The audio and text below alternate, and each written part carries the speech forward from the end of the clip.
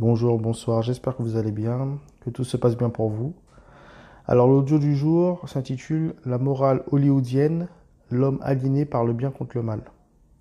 Alors, nous qui avons grandi en France, on peut très bien être issu de peuples ayant un bagage culturel, voire même traditionnel très fort, tout en étant été très largement influencé, voire imprégné des codes moraux de la culture américaine. Parce que comme vous savez, après la guerre 39-45, il y a eu ce fameux plan Marshall, qui était une aide économique américaine à l'Europe pour reconstruire l'Europe après-guerre. Mais cette aide économique avait aussi une dimension culturelle et politique. Donc on peut y voir une certaine philanthropie dans le plan Marshall, mais il y a aussi un impérialisme qui ne dit pas son nom, parce que c'est de l'américanisation. Ce n'est rien d'autre que ça. Donc la promotion massive des films hollywoodiens en France est en grande partie une conséquence du plan Marshall. Et on ne peut pas minimiser son influence. Donc nous autres, nous avons été, pour beaucoup en tout cas, biberonnés par cette culture hollywoodienne, américaine, via le cinéma, entre autres. Et à travers leur cinéma, nous avons hérité aussi de leur paradigme. Vous voyez, nous avons hérité de cet héritage manichéen, du bien et du mal, cette morale protestante, vous voyez, voire même maçonnique. Le héros dans les films américains incarne souvent une sorte de messie moral, qui est même des fois athée d'ailleurs, c'est assez marrant.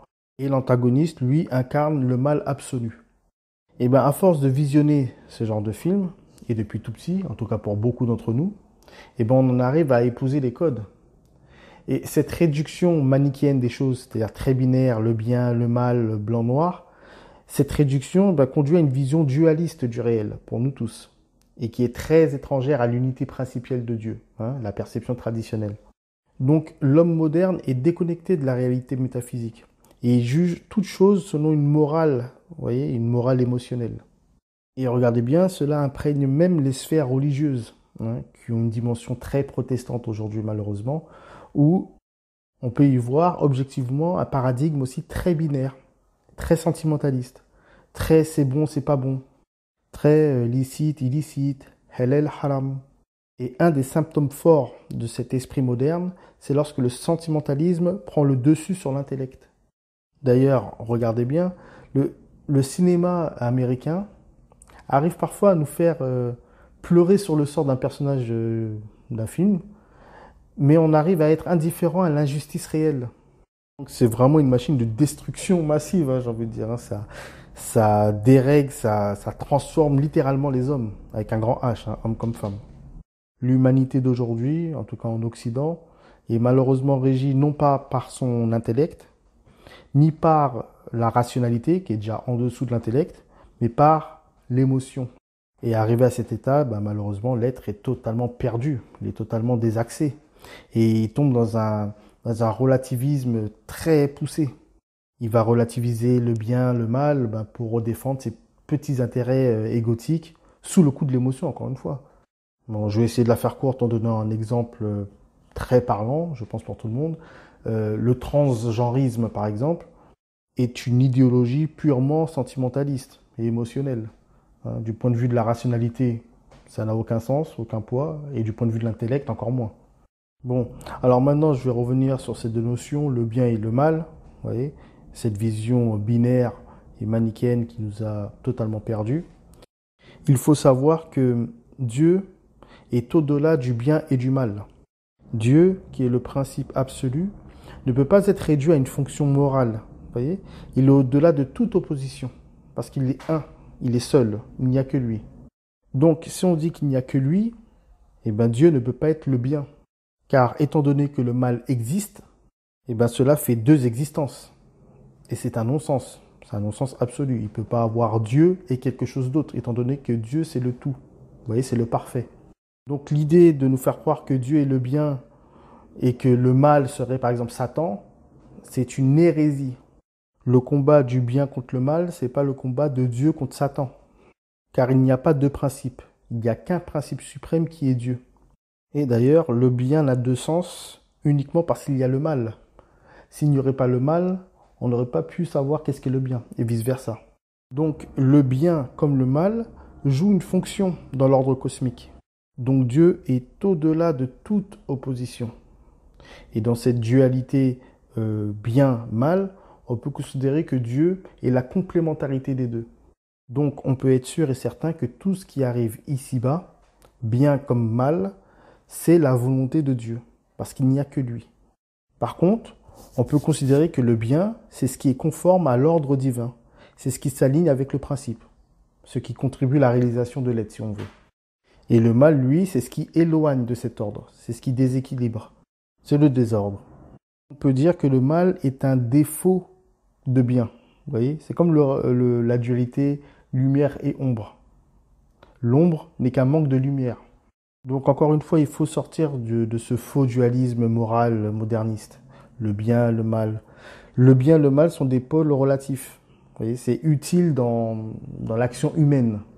Mais du point de vue principiel, du point de vue du principe, quoi, ça n'a aucune existence. Ça n'a aucune réalité.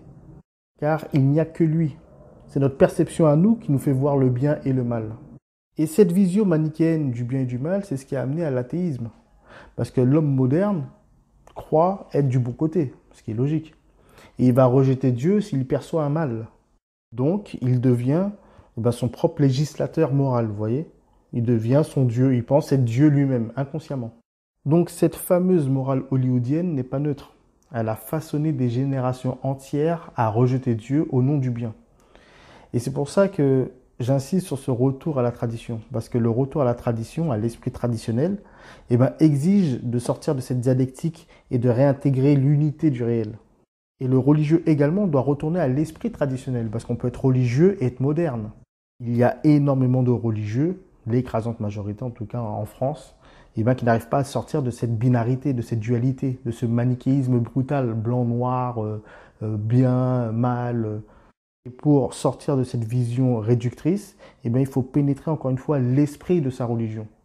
Car il est impossible pour l'homme, avec un grand H, homme comme femme, de s'élever spirituellement tant qu'il reste prisonnier de cette fausse morale. Alors, je vais préciser aussi quelque chose, avant qu'il y ait de mauvaises interprétations. Parce que lorsque je dis que Dieu n'est pas le bien ni le mal, et qu'il est au-delà de ses conceptions, il est la complémentarité des deux, il faut que nous autres, à notre niveau, nous puissions être fidèles au bien, ou au licite, si vous voulez, au licite religieux. Je rappelle que le licite religieux est en accord, est en phase avec les principes métaphysiques. Je peux dire également qu'il faut rester fidèle à la bonne morale humaine, parce que ça a son sens aussi également. Il y a des gens qui ne sont pas religieux et qui ont une bonne morale. Mais la morale humaine, surtout à notre époque, je ne lui donne pas trop de crédit, parce qu'elle peut être très vite altérée par du relativisme. Et encore une fois, le relativisme n'est que le fruit d'une perception très sentimentaliste et émotionnelle. Et je suis désolé, on n'a pas relativisé avec le bien et le mal. On ne relativise pas avec ça. Je rappelle que Dieu est le tout absolu. Et que le but ultime de la tradition, c'est de reconnecter l'être avec sa vraie nature, qui est divine. Donc se reconnecter avec le grand tout absolu. Donc par conséquent, il réalise aussi sa nullité absolue d'un point de vue individuel, si vous me suivez. Donc le cheminement spirituel est un cheminement intérieur. C'est de retourner à notre primordialité, ce que nous sommes foncièrement. Et l'homme aliéné est la personne qui est déconnectée de cette primordialité, et à différents degrés. Donc il faut être extrêmement éloigné de sa primordialité pour relativiser avec le bien et le mal. Parce que Dieu est la vérité absolue. Donc ce cheminement intérieur, encore une fois, a pour but de nous réconcilier avec la vérité absolue. Qui veut dire, par conséquent, que la vérité est en chacun de nous et dans les poitrines de chacun. Donc lorsqu'un individu arrive à relativiser sur des vérités, universelles, on peut considérer que son cœur est extrêmement noirci. Et c'est très inquiétant. Je me rappelle d'une conversation que j'ai eue il y a une dizaine d'années avec une très bonne connaissance à moi, qui était très critique envers les religions, même si je trouve qu'il a quand même évolué depuis, mais il est toujours critique, mais moins qu'avant. Et il me disait, lors de l'échange, mais qu'est-ce qui te permet de dire que ça c'est bien, ça c'est pas bien? Et il me disait que personne n'a capacité de dire ce qui est bien, ce qui est pas bien. Donc je lui ai répondu en le provoquant un petit peu, mais bon c'est un ami donc je peux me permettre. Je lui ai dit viole un bébé. Bon, pardon pour l'image, mais j'ai fait exprès de donner un exemple extrême pour voir s'il allait réagir. Il m'a regardé avec des grands yeux, il a fait ouais mais là t'exagères quand même. Je lui ai dit oui. Volontairement, j'ai pris cet exemple qui est d'une violence absolue et ignoble. Bon, faut même pas visualiser quoi, la chose. Mais c'était pour faire comprendre qu'il y a des choses sur lesquelles on ne peut pas relativiser. Comme aider une vieille dame à traverser la rue, c'est bien. Il n'y a pas à relativiser dessus. Il n'y a pas de débat, c'est terminé, quoi. C'est évident pour tout le monde. Eh ben, la religion traditionnelle, qui s'assoit sur un socle traditionnel en accord avec les principes métaphysiques, a pour but de nous parfaire. Plus nous restons fidèles au bien, à l'ordre divin, au licite, plus nous nous éloignons de ce relativisme moderne, plus nous nous soumettons à l'ordre divin et plus nous acceptons le décret divin également, c'est-à-dire se soumettre avec foi et sérénité à la volonté de Dieu dans tout ce qui nous arrive, dans le bien comme dans le mal ou comme dans l'épreuve. Parce qu'encore une fois, on a souvent tendance à associer l'épreuve au mal, alors que l'épreuve peut être un bien pour nous dans l'absolu, comme un bien pour nous ici-bas peut être un mal pour nous dans l'absolu. C'est souvent répété dans les enseignements traditionnels, et ce qui explique encore pourquoi il est extrêmement dangereux et hérétique de considérer que le bien c'est Dieu et le mal c'est Satan. Bon, on va pas revenir dessus. Bon, pour revenir sur ce que je disais, une personne qui reste fidèle à la voie et au principe de sa voie, arrivera, si Dieu veut, à bonne destination. Et cette personne en question sera vue ici-bas, pour beaucoup en tout cas, comme un homme de bien, un homme bon. Et en tout cas, ce qui est intéressant à notre époque de fin des temps, on peut voir une certaine radicalisation du bien et du mal. C'est-à-dire qu'aujourd'hui, c'est le bon côté de notre époque, on ne peut plus tricher. Et ça, c'est intéressant. On ne peut plus trop relativiser. Exemple, ce qui se passe à Gaza, si quelqu'un essaye de mettre un peu de nuance ou de dire « oui, mais on n'a pas toutes les informations, c'est plus compliqué que ça, c'est que tu as choisi ton camp ». Ce qui se passe à Gaza est au-delà de l'ignoble. Si tu es nuancé ou indifférent, c'est que ton âme est conquis par les forces ténébreuses. C'est clair et net. Et il faut garder en tête aussi, pour me répéter une fois de plus, que tout est la volonté de Dieu. Ce qui se passe est ce qui devait se passer. C'est Dieu qui en a voulu ainsi. On peut parfois avoir un coup de mou, vous voyez, en se disant « oh là là, c'est quand même injuste tout ce qui se passe aujourd'hui ». Vous voyez que l'État satanique, enfin c'est même pas un État d'ailleurs, d'Israël, qui agit en toute impunité, qui génocide un peuple comme ça, aux yeux de tout le monde. Vous voyez les médias les médias français qui sont avec eux, les grands médias mainstream, qui prennent parti carrément, vous voyez, pour ce projet antichristique et messianique, et qui fustigent en parallèle les musulmans. On peut se dire des fois, lorsqu'on est en état de faiblesse, de se dire « oh, c'est injuste, c'est pas normal ». Même d'un point de vue géopolitique. Bon, on est toujours dans ce rapport manichéen, vous voyez, il y a le bon, les mauvais, on est un peu dans Star Wars, quoi. Nous sommes, nous, bien entendu, du côté du bon, d'après les médias, et que les autres seraient forcément mauvais, bien entendu. Tous les va-t-en-guerre sont montrés aux yeux de tous comme des hommes de paix, qui apportent la paix dans le monde, et à contrario, tous ceux qui travaillent pour la paix et qui refusent cette guerre sont vus comme des personnes ignobles, on va essayer de les diaboliser coûte que coûte. Vous voyez, dans cette grande époque d'inversion, alors je rappelle que l'inversion renvoie au satanisme, c'est ça la définition stricte du satanisme, c'est l'inversion. Et dans cette grande époque d'inversion, excusez-moi, une personne lambda qui n'a pas su s'extirper de cette binarité de bien et de mal, finira par définitivement plus avoir foi en Dieu. D'ailleurs, regardez bien, les plus pragmatiques n'ont pas entendu cette époque de fin des temps pour faire allégeance à Satan. Surtout dans les voies culturelles, que ce soit le cinéma, même la musique, beaucoup de grands artistes ont fait allégeance et ont vendu leur âme pour ça, d'un point de vue purement pragmatique. Ici-bas, c'est le mal qui gagne, c'est le mal qui l'emporte. Je me mets au service de cette entité, de cette fausse entité, pour faire carrière, mais au détriment de son âme, malheureusement. Très malheureusement, bien sûr. Mais la chose que beaucoup de personnes ont oublié, c'est que le désordre généralisé qu'on peut voir un peu partout et dans tous les domaines correspond à l'ordre divin. Dans l'ordre des choses, que ce soit le désordre en fin des temps.